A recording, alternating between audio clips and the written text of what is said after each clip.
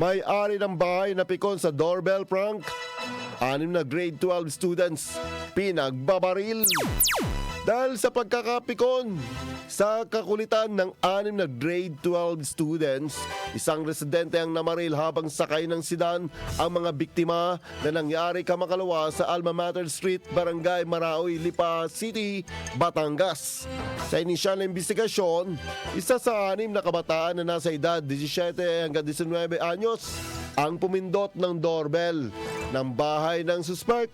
Sabay sakay sa sasakyan nang bigla na lamang paputukan ang mga ito ng suspect. Nagdulot ng pangamba sa komunidad ang pangyayari. Rumesponde naman ang mga kapulisan sa lugar at nagsagawa ng investigasyon. Lumalabas na ang pangungulit ng bata ang nag-udyok sa galit na nauwi sa pamamaril ng suspect.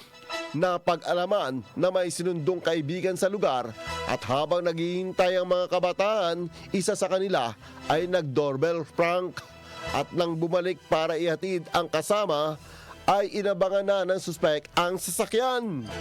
Ligtas naman ang mga ito na nagsumbong sa kanilang mga magulang na agad inireport sa pulisya. Sa follow-up operation ay naaresto ang suspect at nakumpiska ang kalibre 45 ang baril nito.